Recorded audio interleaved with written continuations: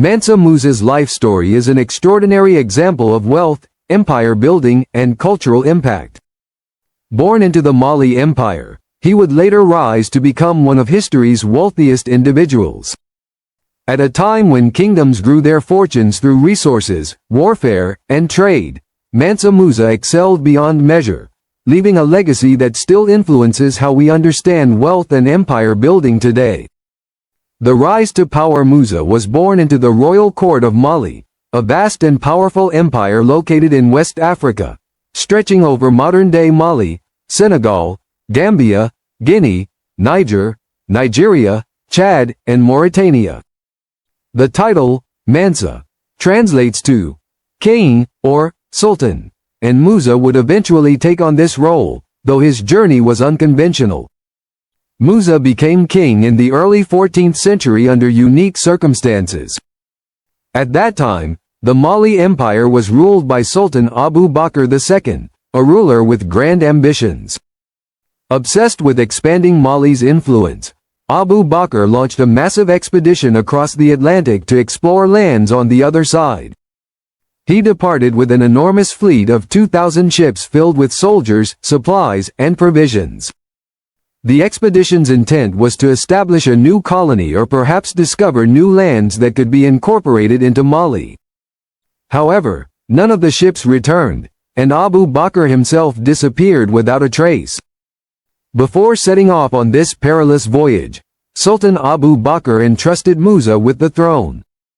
Musa was a skilled administrator and was already managing various affairs of the state. After Abu Bakr's disappearance, Musa officially took on the title of Mansa and began ruling Mali. Building the wealth of Mali. Once Mansa Musa assumed power, he set his sights on expanding the wealth and influence of the Mali Empire. The empire was already blessed with abundant natural resources, particularly gold, which was in high demand in Europe, the Middle East, and North Africa. The gold mines of Bambilor and Bur were some of the most productive in the world, and they significantly contributed to Mali's wealth. Mansa Musa understood that to solidify his empire's prosperity, he needed to control the trade of two vital commodities, gold and salt. At the time, salt was as valuable as gold. It was essential for preserving food, especially in the hot climates of Africa and the Middle East. Salt mines in Tagaza and other locations within Mali were some of the richest in the region. Mansa Musa established strict control over the extraction and trade of salt, taxing it heavily. This strategy allowed him to accumulate vast sums of wealth without necessarily expanding territory or engaging in constant warfare. The Mali Empire's wealth grew not only from taxing local resources but also from controlling trade routes. Goods such as ivory, slaves, and kola nuts were also traded through Mali's markets, with merchants from distant lands passing through, making Mali a central hub for commerce in the African continent. Religious influence and cultural patronage. Mansa Musa was a devout Muslim, and he believed that aligning his kingdom with Islamic culture and scholarship would enhance Mali's stature on the global stage. At the time, Islam was spreading rapidly across West Africa, and Mansa Musa used his faith as a unifying factor. He encouraged the building of mosques and madrasas, educational institutions, across Mali, particularly in the cities of Timbuktu and Gao, which became centers of Islamic learning and culture. Mansa Musa was tolerant of other religions and encouraged peaceful coexistence. He allowed various ethnic and religious groups within his kingdom to practice their faith freely, which fostered stability and unity within the diverse empire. This religious tolerance was somewhat rare for medieval empires and set Mali apart, making it an appealing place for scholars, traders, and travelers. The legendary Hajj pilgrimage. One of the most remarkable events of Mansa Musa's life was his pilgrimage to Mecca in 1324, known as the Hajj. He undertook this journey not only as a devout Muslim fulfilling a religious duty but also as a means to display Mali's wealth and power to the wider Islamic world. Mansa Musa's entourage was unprecedented in size and luxury.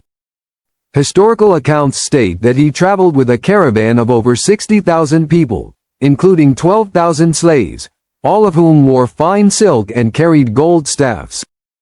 He also brought numerous camels and horses loaded with gold, food, and supplies. Throughout the journey, Mansa Musa distributed gold generously, giving it to the poor, funding the construction of mosques, and showering local rulers with gifts. This extravagant charity had an unintended economic effect. It devalued gold in the regions he passed through, causing inflation in cities like Cairo, Medina, and Mecca. The gold price drop lasted for about a decade, creating one of the first known instances of hyperinflation caused by a single person's wealth. Mansa Musa's Hajj journey left a lasting impression on the Muslim world. His wealth and generosity were spoken of in distant lands, and news of his journey even reached European mapmakers, who began to depict West Africa with images of Mansa Musa holding a golden scepter and a large nugget of gold. The legacy of Mali's golden age. After Mansa Musa's return to Mali, he continued to foster the growth of the empire. He invested in building infrastructure, including mosques, schools, and libraries, particularly in Timbuktu, which would become one of the world's great centers of learning. Scholars from all over the Muslim world were attracted to Mali, and Timbuktu became famous for its universities and thousands of manuscripts, covering subjects from theology to science, law, and philosophy. However, after Mansa Musa's death, the empire gradually began to decline.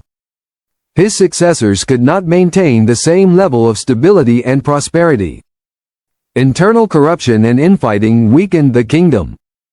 Additionally, the wealth of Mali made it a target for outside invasions. By the late 15th century, the empire had fractured and was eventually overshadowed by neighboring kingdoms and the rise of European colonial powers. Lessons for the modern world. Mansa Musa's story offers several insights for today's world. 1. Strategic resource management. Mansa Musa's ability to harness Mali's natural resources and control trade routes provides an example of strategic resource management that modern economies can learn from. It shows the importance of not only having resources but managing them wisely to ensure long-term prosperity. 2. Cultural and religious tolerance. Musa's religious tolerance contributed to stability and unity within his empire. In today's multicultural societies, promoting inclusivity and tolerance can be vital for national cohesion and peace. 3. Investing in education and infrastructure. Mansa Musa's investments in education, libraries, and infrastructure laid the foundation for Mali's golden age. Similarly, modern countries benefit from investing in education, public infrastructure, and knowledge sharing to foster innovation and growth. 4. Global influence through soft power. Mansa Musa's Hajj pilgrimage exemplified the power of cultural diplomacy. His generosity and charisma left an impression far beyond Mali's borders, building a positive image of his kingdom. This highlights how countries today can gain influence not only through economic or military power but also through cultural and humanitarian contributions. Ultimately, Mansa Musa's empire teaches us that wealth alone does not create a legacy. It's how that wealth is used to uplift society and foster a positive, enduring culture that defines a truly